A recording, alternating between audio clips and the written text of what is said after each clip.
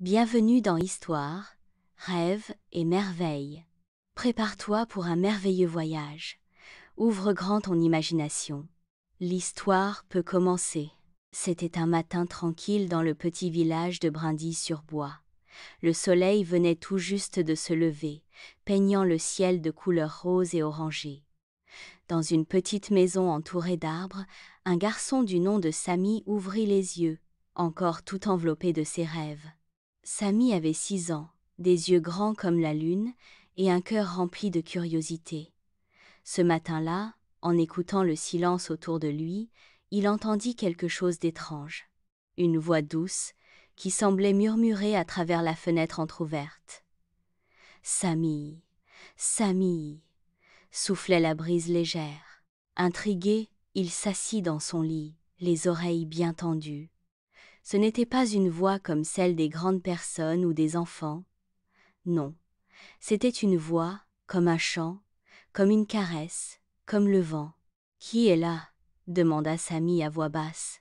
« Viens, suis-moi » disait la voix du vent. Sans attendre, Samy glissa dehors, laissant la porte entr'ouverte derrière lui. Le vent caressait ses cheveux et jouait avec les feuilles. Il soufflait doucement, puis un peu plus fort, comme s'il voulait vraiment que Samy le suive. « Tu veux que je vienne ? » ?»« Très bien, mais promets-moi qu'on rentre pour le goûter, » dit Samy en riant, et le vent lui répondit d'une bourrasque joyeuse, comme un éclat de rire. Samy traversa le jardin, sauta par-dessus une souche, longea le vieux chêne et s'aventura dans un petit sentier qu'il ne connaissait pas. Les branches bruissaient doucement au-dessus de sa tête. Il entendait des chut-chut-chut de feuilles, des cric-cric d'écureuils, et toujours cette voix du vent qui murmurait « Par ici, plus loin, encore un peu ». Après une longue marche, alors que Samy commençait à se demander s'il ne s'était pas perdu, il arriva devant une clairière qu'il n'avait jamais vue auparavant. Elle était magnifique. Les arbres s'écartaient en un cercle parfait. Au centre, une herbe douce comme un tapis. De petites fleurs blanches flottaient dans l'air, et au-dessus d'elles, le vent tourbillonnait doucement. Mais ce n'était pas un vent ordinaire. Il chuchotait, il chantait, il racontait. Samy s'assit, émerveillé. Et le vent dit « Écoute, Samy, écoute mes histoires. » Alors, il tendit l'oreille, très fort, et il entendit. Il entendit l'histoire d'une étoile tombée dans un lac, devenue perle au fond de l'eau. Il entendit celle d'un vieil arbre qui avait tant aimé qu'il avait offert toutes ses feuilles pour réchauffer les oiseaux l'hiver. Il entendit le chant d'un coquillage oublié dans le sable qui rêvait encore des murmures de l'océan. Samy écoutait, bouche ouverte, les yeux brillants. Chaque souffle du vent portait un souvenir, une légende, un rêve oublié. « Mais comment connais-tu toutes ces histoires ?» demanda Samy tout bas. Le vent répondit « Je suis partout, Samy. Je passe sur les montagnes, je caresse les rivières, je glisse dans les greniers et je murmure dans les oreilles de ceux qui savent encore écouter. Les histoires sont partout.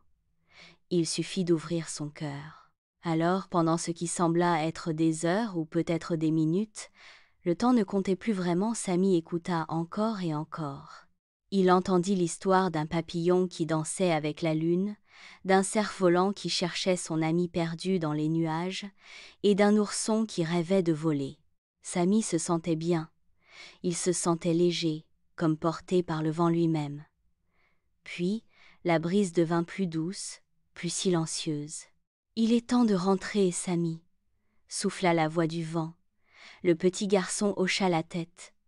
Il se leva, frotta ses yeux et dit doucement « Merci, vent, merci pour les histoires. » Et le vent fit tournoyer une dernière fois les fleurs blanches autour de lui, comme un au revoir enchanté. Samy reprit le chemin du retour. Il retrouva le sentier, les arbres familiers, le vieux chêne, le jardin et sa maison. Sa maman l'attendait à la porte. « Te voilà, mon grand. Tu es allé te promener ?» Samy sourit. « Oui, J'ai écouté le vent. Sa maman haussa les sourcils en riant. Et qu'est-ce qu'il t'a raconté? Samy regarda le ciel. Un nuage en forme de plume flottait doucement.